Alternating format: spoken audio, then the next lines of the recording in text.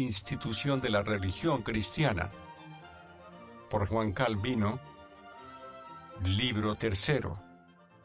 Capítulo 19. La libertad cristiana. Importancia de esta doctrina, su lazo de unión con la justificación. Hemos de tratar ahora de la libertad cristiana, cosa que no ha de olvidar el que se propone recopilar en un breve compendio el conjunto de la doctrina evangélica, porque es un punto muy necesario, y sin su conocimiento difícilmente se atreven las conciencias a emprender nada sino entre dudas. Muchas cosas les hacen detenerse y volverse atrás, andar siempre con vacilaciones y temores. Además, esta doctrina de la libertad es a modo de apéndice o accesorio de la justificación, y nos sirve de mucho para comprender su virtud. Y aún digo más, todos los que de veras temen a Dios sentirán con esto que es inestimable el fruto de aquella doctrina de la que los impíos, los escépticos, los ateos y gente sin Dios y sin religión alguna se ríen con sus burlas, porque en aquella su embriaguez espiritual, en la que pierden el sentido, cualquier desvergüenza y descaro les parece lícito. Pues, es el lugar oportuno para tratar de esta materia. Si bien ya anteriormente he tocado el tema de paso, ha sido muy oportuno reservarlo de propósito para este lugar. En efecto, tan pronto como se menciona la libertad cristiana, al momento unos dan rienda suelta a sus apetitos, y otros promueven grandes alborotos, si oportunamente no se pone freno a estos espíritus ligeros, que corrompen y echan por completo a perder cuanto se les pone delante por excelente que sea, pues los unos, so pretexto de libertad, dejan a un lado toda obediencia a Dios y se entregan a una licencia desenfrenada, otros se indignan y no quieren oír hablar de esta libertad, creyendo que con ella se confunde y suprime toda moderación, orden y discreción. ¿Qué hacer en tal situación? Viéndonos cercados por todas partes y colocados en tal apuro, será quizá lo mejor no hacer mención de la libertad cristiana ni tenerla en cuenta, para evitar así estos peligros, pero ya hemos dicho que sin su conocimiento, ni Cristo, ni la verdad de su espíritu, ni el reposo y la paz del alma pueden ser conocidos de veras, siendo, pues, así, debemos por el contrario poner toda nuestra diligencia para que una doctrina tan necesaria como esta no sea sepultada y arrinconada, y que a la vez queden refutadas todas las absurdas objeciones que tocante a esta materia se suelen suscitar. La libertad cristiana nos libera de la servidumbre de la ley.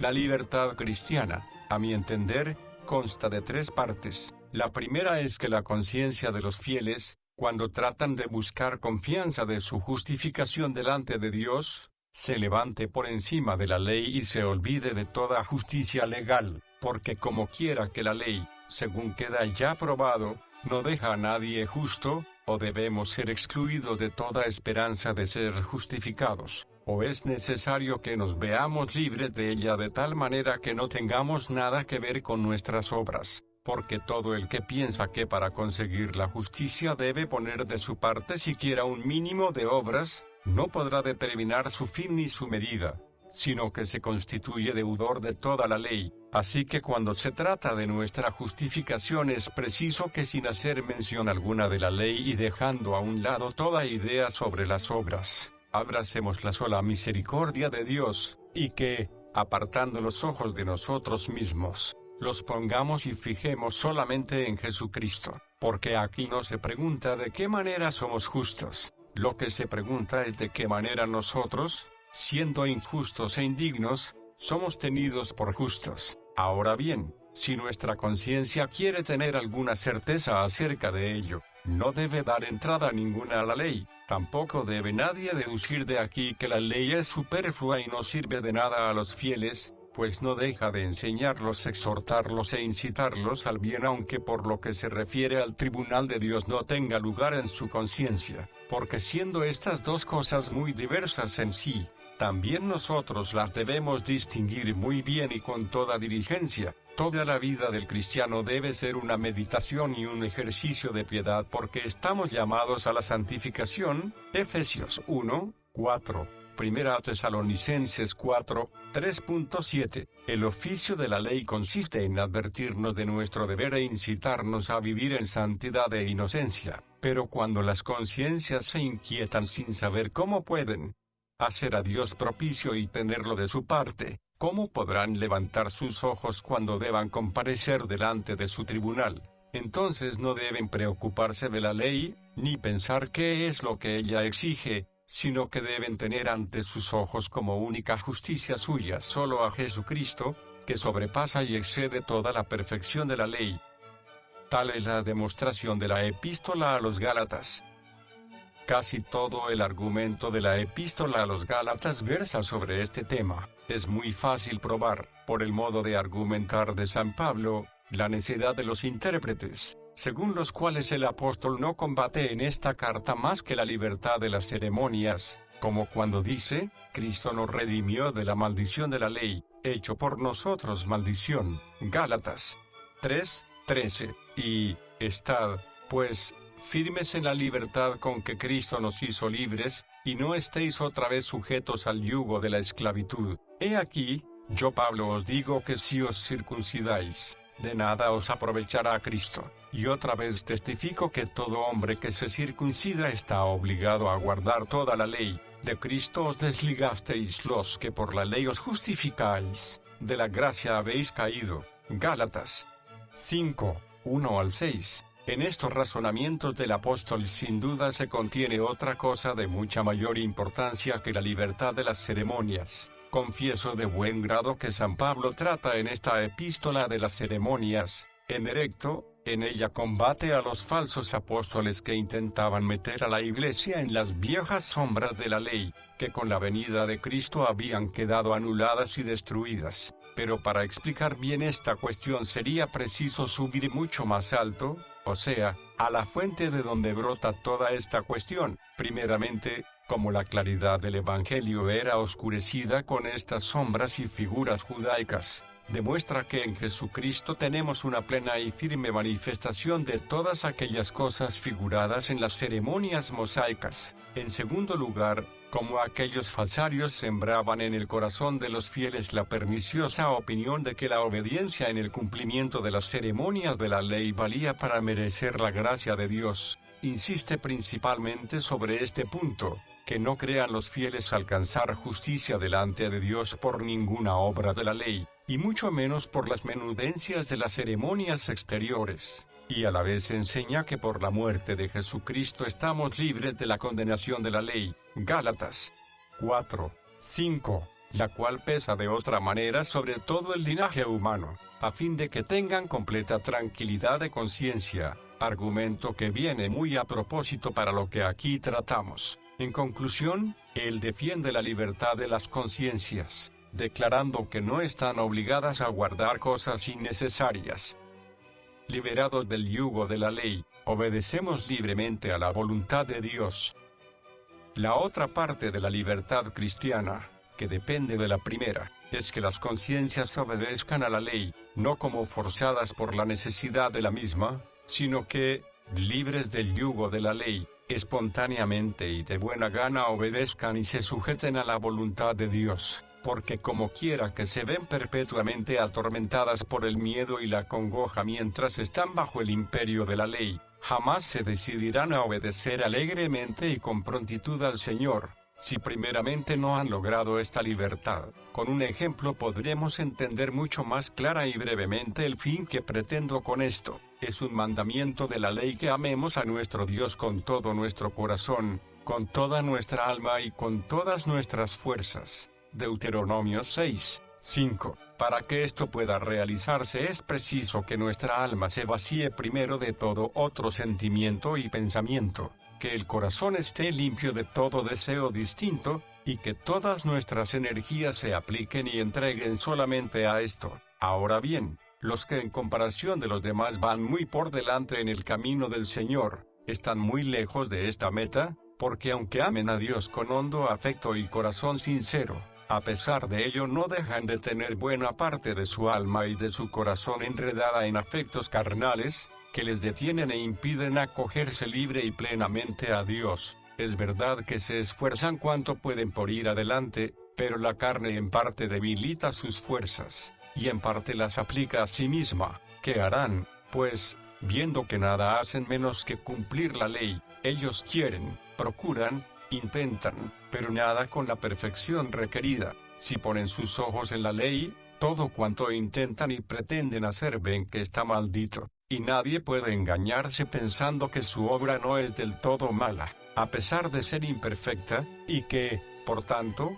cuanto en ella hay de bueno es acepto a Dios, porque la ley, al exigir un amor perfecto, condena toda imperfección, a menos que de antemano su rigor sea mitigado. Considere, pues, cada uno sus obras, y verá que lo que a él le parecía bueno es transgresión de la ley, en cuanto que no es perfecto. Nosotros servimos a Dios gozosamente porque nos tiene por hijos suyos. He aquí de qué manera todas nuestras obras están bajo la maldición de la ley, si fuesen examinadas con el rigor que ella pide, como las pobres almas se sentirían con ánimo para hacer aquello con lo que estaban seguras de no conseguir sino maldición. Por el contrario, si libres de tan severa disposición de la ley, o más bien de todo su rigor, oyen que Dios con dulzura paternal las llama, responderán con grande alegría y gozo a este llamamiento y los seguirán a donde quiera que las lleve. En resumen, todos los que están bajo el yugo de la ley son semejantes a los siervos, a los cuales sus amos cada día les imponen tareas que cumplir. Estos no piensan haber hecho nada, ni se atreven a comparecer delante de sus amos sin haber primero realizado plenamente la tarea que les han asignado. En cambio los hijos, que son tratados más benigna y liberalmente por los padres, no temen presentar ante ellos sus obras imperfectas y a medio hacer, e incluso con algunas faltas, confiados en que su obediencia y buena voluntad les serán agradables, supuesto que no hayan realizado su obra con tanta perfección como quisieran. Así conviene que seamos nosotros, y que nos convenzamos de que nuestros servicios son gratos a Dios nuestro Padre misericordioso, aunque sean imperfectos. Así nos lo confirma él mismo por el profeta: y los perdonaré, como el hombre que perdona a su hijo que le sirve. Malaquías 3:17, donde claramente se ve que perdonar se toma por soportar benignamente y pasar por alto las faltas, puesto que hace mención de servicio. No es poca la necesidad que tenemos de esta confianza, sin la cual en vano emprenderíamos cosa alguna, porque Dios con ninguna obra nuestra se siente honrado, sino con aquellas con que de verdad intentamos honrarlo.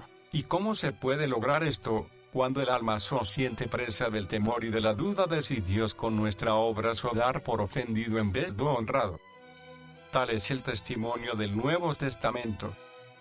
Esta es la causa do que el autor de la epístola a los Hebreos atribuye a la fe todas las buenas obras que los patriarcas antiguos, según se lee, realizaron, y las pesa y valora solamente según la fe. Hebreos 11, 2-17. Tocante a esta libertad hay una excelente sentencia en la epístola a los Romanos. En la pie San Pablo concluye que el pecado no debe enseñorearse de nosotros, porque no estarnos bajo la ley, sino bajo la gracia. Romanos 6, 12-14. Después de exhortar a los fieles a que el pecado no reine en su cuerpo mortal y que no ofrezcan sus miembros al pecado como instrumentos de iniquidad, sino que se ofrezcan a Dios como resucitados de entre los muertos, y sus miembros como instrumentos de justicia, como ellos podían objetar que aún llevaban sobre sí su carne llena de apetitos, y que el pecado habitaba en ellos, propone luego, con motivo de consuelo,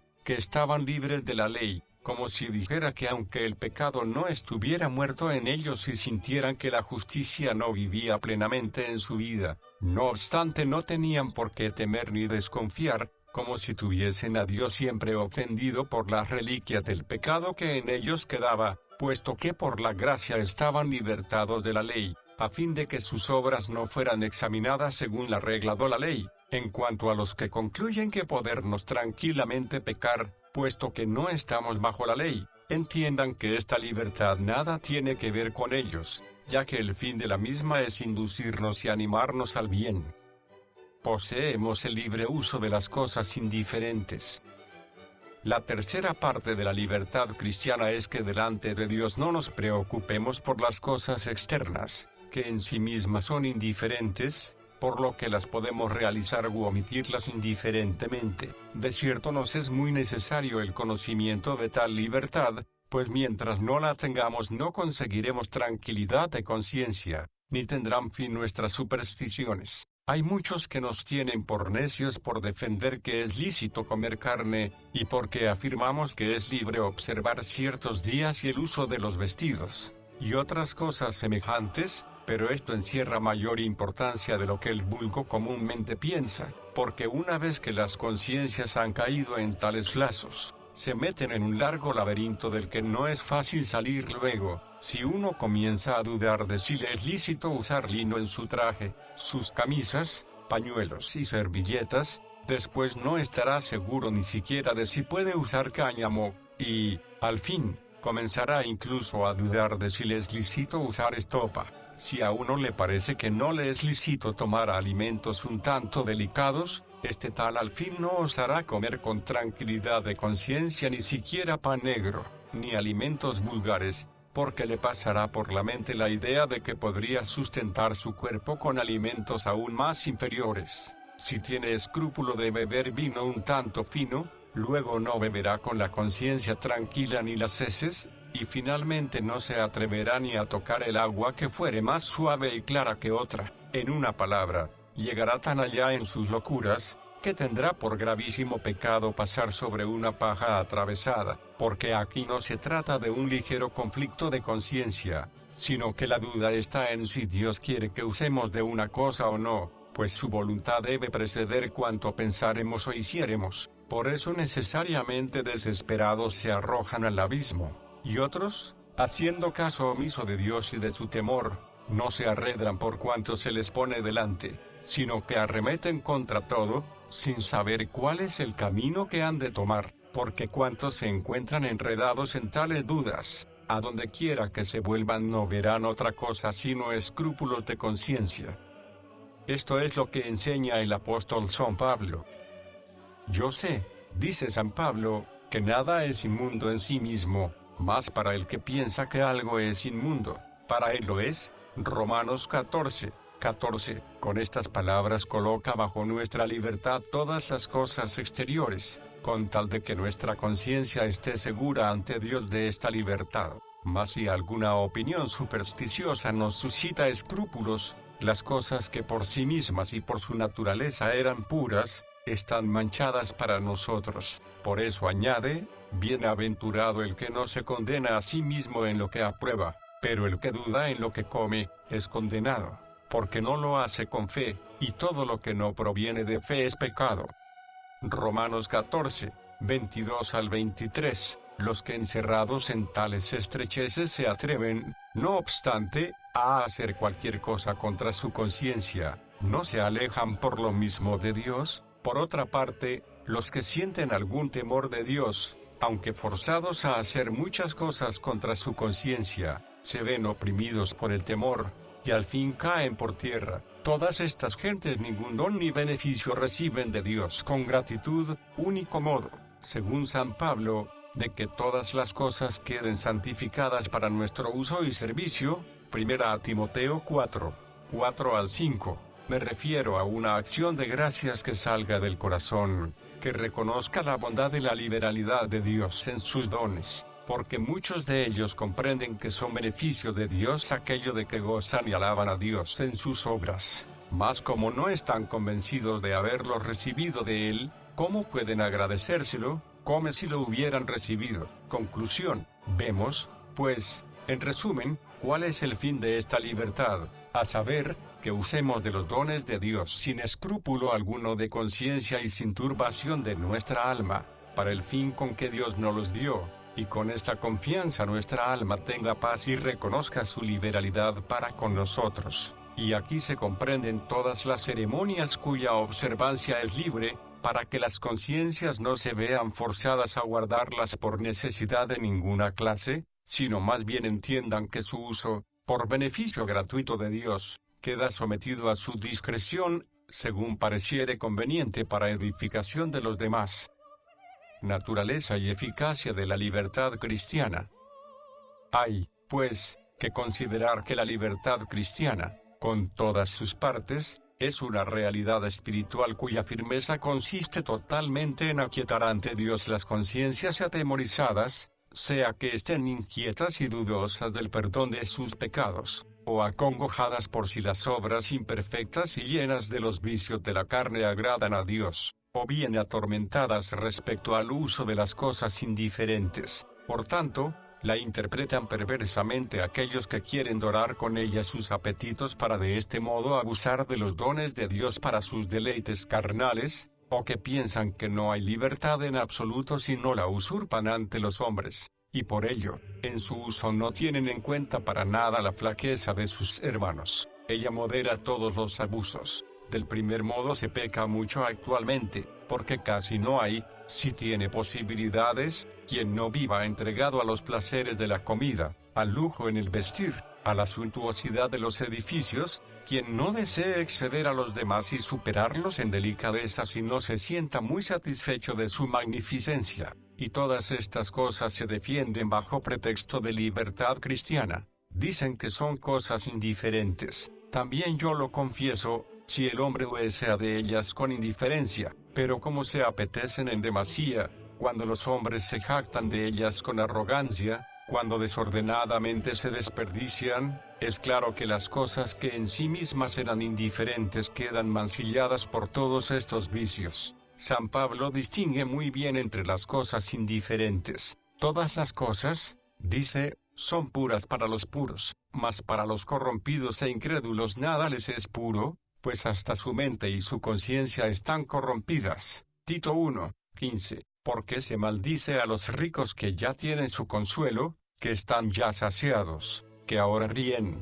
que duermen en camas de marfil, que añaden heredad a heredad, y en sus banquetes hay arpas, vihuelas, tamboriles, flautas y vino. Lucas 6:24-25, Amós 6:1-6, Isaías 5:8. Ciertamente el marfil, el oro y las riquezas son buenas criaturas de Dios, permitidas para que el hombre se sirva de ellas, e incluso ordenadas por la providencia divina a este fin: reírse, saciar el apetito, añadir nuevas posesiones a las antiguas recibidas de nuestros antepasados, deleitarse con la armonía de la música, y el beber vino. En ningún sitio está prohibido. Todo esto es verdad, pero cuando uno tiene riquezas en abundancia, el revolcarse entre deleites, embriagar su entendimiento y su corazón con los pasatiempos presentes y andar siempre en busca de otros nuevos, todo esto está muy lejos del uso legítimo de los dones de Dios. Quiten, pues, lo desmedido del deseo, quiten la vanidad y la arrogancia, y con pura conciencia usen puramente de los dones de Dios. Cuando sus corazones estuvieren preparados de esta manera, entonces estarán en posesión de la regla para usar legítimamente de los dones divinos. Mas si falta esta moderación y templanza, el modo mismo corriente de vivir pasará la medida, pues es muy verdadero el refrán: debajo de mala capa suele haber buen bebedor, debajo de la ropa pobre suele haber afán de púrpura, y, al contrario, debajo de la púrpura y la seda se esconde a veces un corazón humilde.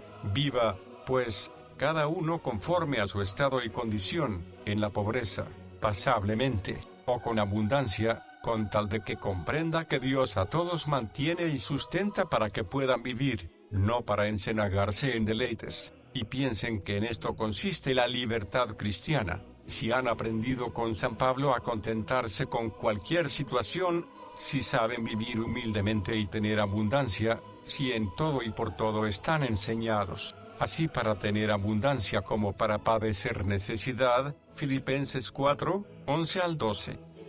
Se ejerce en el amor, teniendo en cuenta a los débiles. Son muchos también los que se engañan en la segunda falta que hemos señalado, como si su libertad no pudiera ser verdadera y perfecta si los hombres no son testigos de ella. Hacen uso de la misma imprudentemente y sin discernimiento, escandalizando muchas veces con su proceder inconsiderado a sus hermanos más débiles. Se puede ver actualmente muchos hombres a quienes parece que no gozan bien de su libertad si no usan de ella para comer carne los viernes. Yo no los condeno porque la coman, pero es necesario quitar de su mente la falsa opinión de que no tienen verdadera libertad si no van haciendo ostentación de ella por todas partes, pues deberían considerar que con nuestra libertad no adquirimos cosa alguna ante los hombres, sino ante Dios, y que tanto existe en comer carne como en abstenerse de ella. Si ellos creen que ante Dios es indiferente comer carne o comer huevos, vestirse de color o de negro, es suficiente, ya está libre la conciencia, que es a quien pertenece el fruto de esta libertad. Por tanto, aunque después se abstengan durante toda su vida de comer carne y usen siempre el mismo color en sus vestidos, no por eso tendrán menos libertad, porque son libres, por eso se abstienen con libertad de conciencia. Pero esta clase de personas corre mucho peligro de no tener en cuenta la flaqueza de los hombres, que debe ser de tal manera ayudada, que no hagamos temerariamente nada de que se puedan escandalizar. Mas dirá alguno, que alguna vez conviene que mostremos nuestra libertad. También yo lo confieso así, pero es preciso tener gran diligencia para no pasar la raya, menospreciando el cuidado que se ha de tener con los más débiles, que el Señor tan encarecidamente nos ha recomendado. Diversas clases de escándalo, escándalo dado y escándalo tomado. Trataré, pues, aquí algo acerca de los escándalos, qué cuidado hay que tener de ellos, cuáles son aquellos de los que hemos de guardarnos y aquellos de los que no hemos de preocuparnos. Con ello todos podrán comprender cuál es la libertad que pueden permitirse los hombres. Me agrada la distinción corriente de dos clases de escándalos, el uno dado y el otro tomado, ya que tal distinción se confirma con el testimonio evidente de la Escritura, y porque expone con toda propiedad lo que se quiere decir. Si tú, por importunidad, ligereza, intemperancia o temeridad, y no ordenadamente y en su tiempo y lugar oportunos haces algo con que los ignorantes o débiles puedan quedar escandalizados, a esto se le llamará escándalo que tú has dado, ya que por culpa tuya ha tenido lugar dicho escándalo, y en general, se dice que se ha dado escándalo en alguna cosa cuando la falta procede del autor de la misma. El escándalo se llama tomado cuando la cosa que ni en sí misma es mala ni se ha hecho indiscretamente, se toma con mala voluntad y cierta malicia como ocasión de escándalo, porque en este caso el escándalo no fue dado, sino que sin motivo ninguno indebidamente lo interpretan como tal. Con la primera clase de escándalo no se ofende más que a los débiles. Con esta segunda se ofende la gente descontentadiza y los espíritus farisaicos. Por tanto, al primero lo llamaremos escándalo de los débiles, y al segundo, escándalo farisaico, y moderaremos el uso de nuestra libertad de modo que ceda ante la ignorancia de los hombres que son débiles, pero no al rigor de los fariseos. ¿Cuánto debemos preocuparnos de los hermanos que son más débiles? Lo demuestra ampliamente San Pablo en muchos pasajes. Así, recibid al débil en la fe, ya no nos juzguemos más los unos a los otros, sino más bien decidid no poner tropiezo y ocasión de caer al hermano, Romanos 14, 1 al 13, y muchas otras cosas a este propósito, que es mejor leerlas en el texto que citarlas aquí. El resumen de todo ello es que los que somos fuertes debemos soportar las flaquezas de los débiles, y no agradarnos a nosotros mismos. Cada uno de nosotros agrade a su prójimo en lo que es bueno, para edificación, Romanos 15, 1 al 2, y en otro lugar. Pero mirad que esta libertad vuestra no venga a ser tropezadero para los débiles. Primera de Corintios 8, 9. De todo lo que se vende en la carnicería, comed, sin preguntar nada por motivo de conciencia. La conciencia, digo, no la tuya, sino la del otro. No seáis tropiezo ni a judíos, ni a gentiles, ni a la iglesia de Dios. Primera de Corintios 10, 25.29.32. Asimismo en otro pasaje, a libertad fuisteis llamados, solamente que no uséis la libertad como ocasión para la carne, sino siervos por amor los unos a los otros. Gálatas 5, 13. Así es. En verdad, nuestra libertad no se nos ha dado contra nuestros prójimos débiles, de los cuales la caridad nos hace ser servidores del todo, sino para que,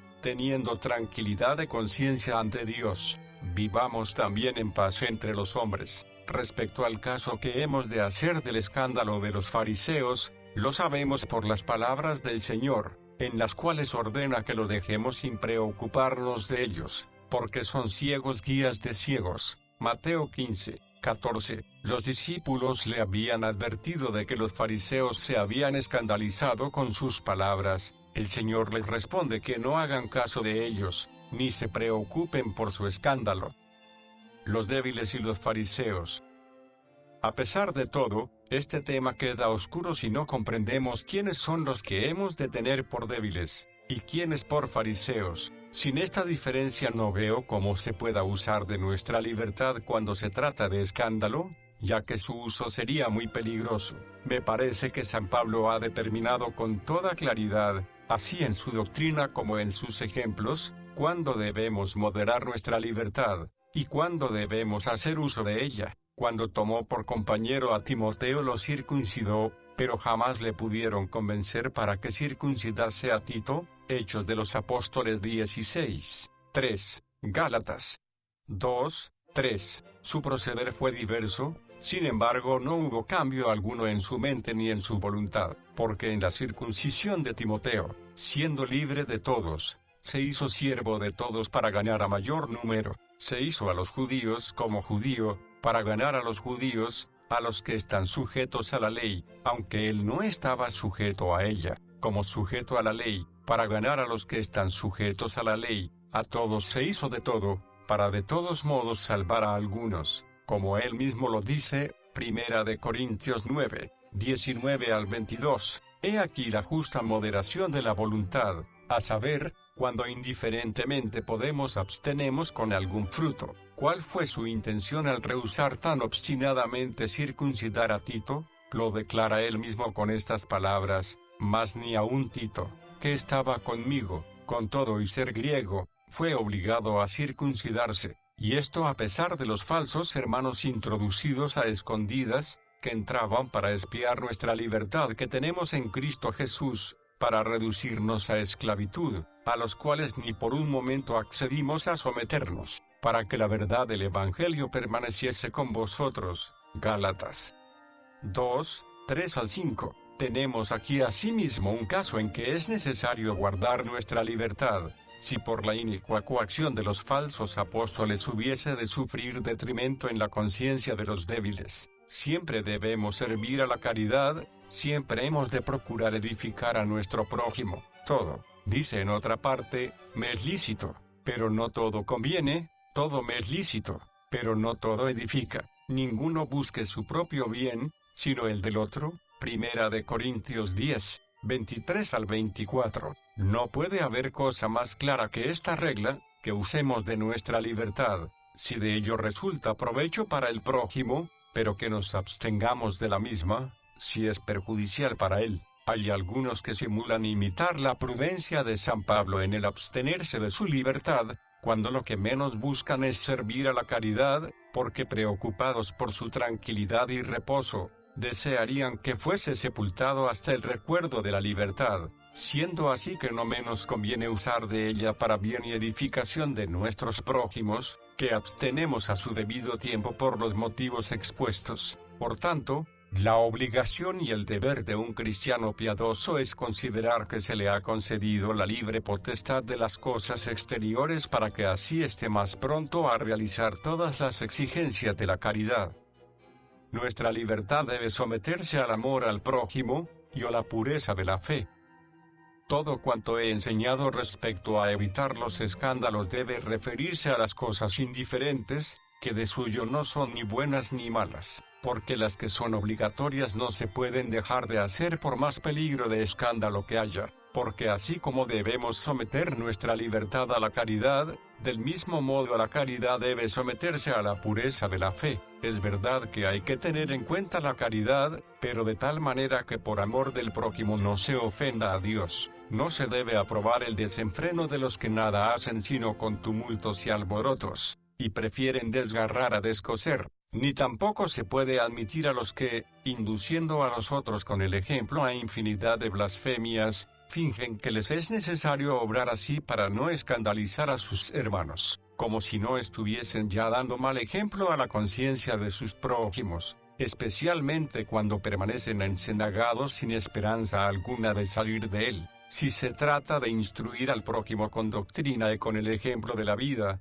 dicen que es necesario alimentarlo con leche, y a este fin lo mantienen en impías y perniciosas opiniones. San Pablo refiere que alimentó a los corintios con leche, 1 de Corintios 3, 2, mas si en aquel tiempo hubiera existido entre ellos la misa papista, ¿la hubiera él celebrado para ellos, a fin de darles a beber leche? No, porque la leche no es veneno. Mienten, pues, fingiendo alimentar a los que cruelmente matan con la apariencia de tal dulzor, y aunque concediendo que semejante disimulo se puede admitir por algún tiempo, sin embargo, ¿hasta cuándo van a estar dando esta leche a sus niños? Porque si nunca crecen lo suficiente para soportar algún alimento ligero, claramente se ve que jamás han sido mantenidos con leche. 2 razones hay que me impiden combatir al presente a tales gentes de una manera más a propósito. La primera, que sus desatinos no merecen respuesta ni ser refutados, pues ningún hombre de sano entendimiento hace caso de ellos. La segunda,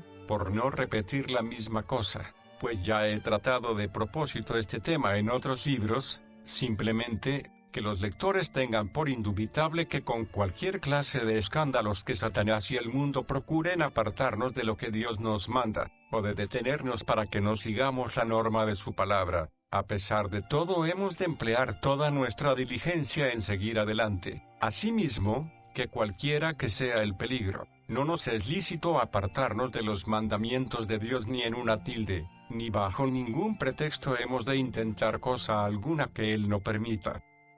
En las cosas indiferentes el cristiano está libre del poder de los hombres.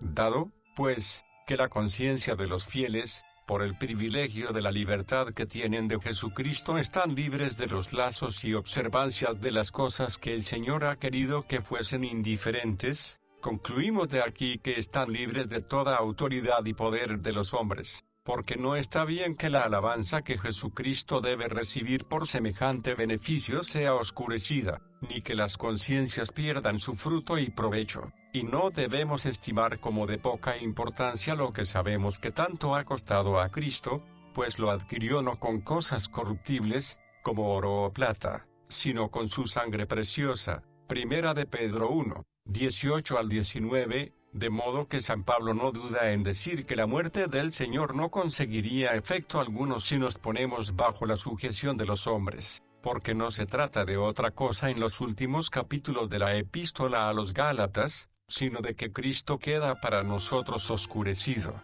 e incluso del todo desaparece, si nuestra conciencia no permanece en libertad, de la cual sin duda alguna ha caído, si puede ser enredada en los lazos de las leyes y constituciones conforme al capricho de los hombres. Gálatas 5, 1.4. Mas como esto es cosa muy digna de ser comprendida, será preciso exponerlo más por extenso y con mayor claridad, porque tan pronto como se dice una sola palabra respecto a abolir las constituciones humanas, se suscita infinidad de revueltas, una parte por gentes sediciosas, y otra por calumniadores, como si toda obediencia a los hombres quedase de un plumazo abolida y desterrada.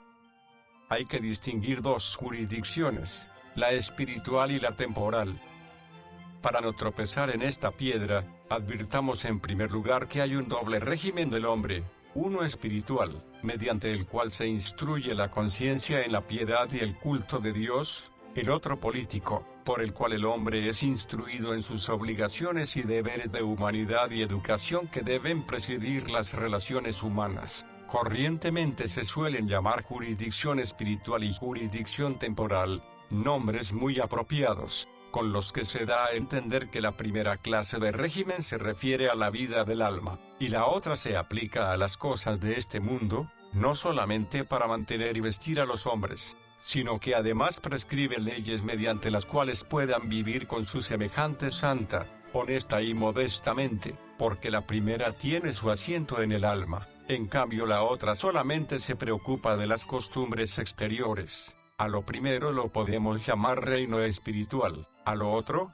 reino político o civil. Hemos de considerar cada una de estas cosas en sí mismas, según las hemos distinguido, con independencia cada una de la otra, porque en el hombre hay, por así decirlo, dos mundos, en los cuales puede haber diversos reyes y leyes distintas. Esta distinción servirá para advertirnos de que lo que el Evangelio nos enseña sobre la libertad espiritual no hemos de aplicarlo sin más al orden político, como si los cristianos no debieran estar sujetos a las leyes humanas según el régimen político, por el hecho de que su conciencia es libre delante de Dios, como si estuviesen exentos de todo servicio según la carne por ser libres según el Espíritu. Además, como incluso en las mismas constituciones que parecen pertenecer al reino espiritual se puede engañar el hombre, conviene también que aún en estas se distinga cuáles deben ser tenidas por legítimas por estar conformes a la palabra de Dios, y cuáles, por el contrario, no deban en modo alguno ser admitidas por los fieles. Respecto al régimen político hablaremos en otro lugar. Tampoco hablaré aquí de las leyes eclesiásticas, porque su discusión cae mejor en el libro 4, donde trataremos de la autoridad de la Iglesia. Demos, pues, aquí, por concluida esta materia. Definición de la conciencia. Esta no se refiere a los hombres, sino a Dios. No habría dificultad alguna respecto a esta materia, como ya he dicho, si no fuera porque muchos se sienten embarazados por no distinguir bien entre orden civil y conciencia, entre jurisdicción externa o política y jurisdicción espiritual, que tiene su sede en la conciencia. Además, la dificultad se aumenta con lo que dice San Pablo al ordenarnos que nos sometamos a las autoridades superiores, no solamente por razón del castigo, sino también por causa de la conciencia. Romanos 13, 1.5. De donde se sigue que las conciencias están sujetas incluso a las leyes políticas, lo cual, de ser así, echaría por tierra todo cuanto poco antes hemos dicho del régimen espiritual, y lo que ahora vamos a decir. Para resolver esta dificultad, primeramente hemos de comprender qué es la conciencia, cuya definición ha de tomarse de la etimología misma y de la derivación del término mismo, porque así como decimos que los hombres saben aquello que su espíritu y entendimiento han comprendido, de donde procede el nombre de ciencia, de la misma manera, cuando tienen el sentimiento del juicio de Dios, que les sirve como de un segundo testimonio ante el cual no se pueden ocultar las culpas, sino que les cita ante su sede de juez supremo y allí los tiene como encarcelados, a este sentimiento se llama conciencia, porque es a modo de medio entre Dios y los hombres, en cuanto que los hombres con esa impresión en su corazón no pueden destruir por olvido la idea que tienen del bien y del mal, sino que los persigue hasta hacerles reconocer su falta. Esto es lo que quiere dar a entender San Pablo cuando dice que la conciencia da testimonio a los hombres, acusándoles o defendiéndoles sus razonamientos. Romanos 2, 15. Un simple conocimiento podía estar en el hombre como sofocado. Por eso este sentimiento que coloca al hombre ante el juicio de Dios, es como una salvaguarda que se le ha dado para sorprender y espiar todos sus secretos, a fin de que nada quede oculto, sino que todo salga a luz, de lo cual nació aquel antiguo proverbio: la conciencia es como 1000 testigos. Por esta misma razón San Pedro pone el testimonio de la buena conciencia para reposo y tranquilidad del espíritu, cuando apoyados en la gracia de Cristo nos atrevemos a presentarnos ante el acatamiento divino. Primera de Pedro 3, 21. Y el autor de la epístola a los Hebreos, al afirmar que los fieles no tienen ya más conciencia de pecado, Hebreos 10, 2, quiere decir que están libres y absueltos para que el pecado no tenga ya de qué acusarlos. La conciencia dice relación a Dios en las cosas de suyo buenas o malas. Así como las obras tienen por objeto a los hombres, la conciencia se refiere a Dios, de suerte que la conciencia no es otra cosa que la interior integridad del corazón. De acuerdo con esto dice San Pablo, el cumplimiento de la ley es el amor nacido de corazón limpio y de buena conciencia, y de fe no fingida. Primera a Timoteo 1, 5. Y después en el mismo capítulo prueba la diferencia que existe entre ella y un simple conocimiento. diciendo que algunos por desechar la buena conciencia naufragaron en la fe, 1 Timoteo 1, 19, declarando con estas palabras que la buena conciencia es un vivo afecto de honrar a Dios y un sincero celo de vivir piadosamente. Algunas veces la conciencia se refiere también a los hombres, como cuando el mismo San Pablo, según refiere San Lucas, afirma que ha procurado tener siempre una conciencia sin ofensa ante Dios y ante los hombres. Hechos de los Apóstoles 24, 16. Pero esto se entiende en cuanto que los frutos de la buena conciencia llegan hasta los hombres, pero propiamente hablando, solamente tiene por objeto y se dirige a Dios. De aquí que se diga que una ley liga la conciencia, cuando simplemente obliga al hombre, sin tener en cuenta al prójimo, como si solamente tuviese que ver con Dios. Por ejemplo, no solo nos manda Dios que conservemos nuestro corazón casto y limpio de toda mancha, sino también prohíbe toda palabra obscena y disoluta que sepa a incontinencia. Aunque nadie más viviese en el mundo, yo en mi conciencia estoy obligado a guardar esta ley. Por tanto, cualquiera que se conduce desordenadamente, no solo peca por dar mal ejemplo a sus hermanos, sino también se hace culpable delante de Dios por haber transgredido lo que Él había prohibido. La conciencia es libre en las cosas indiferentes, incluso cuando se abstiene por consideración hacia el prójimo. Otra cosa es lo que en sí es indiferente. Debemos abstenernos, si de ello proviene algún escándalo, pero con libertad de conciencia. Así lo demuestra San Pablo hablando de la carne sacrificada a los ídolos. Si alguien os dijere, esto fue sacrificado a los ídolos, no lo comáis. Por motivos de conciencia, la conciencia, digo, no la tuya, sino la del otro. 1 de Corintios 10, 28 al 29. Pecarla el fiel que, avisado de esto, comiese tal carne, mas aunque Dios le mande abstenerse de tal alimento a causa de su prójimo y esté obligado a someterse a ello, no por esto su conciencia deja de ser libre. Vemos, pues, como esta ley solo impone sujeción a la obra exterior, y que, sin embargo, deja libre la conciencia.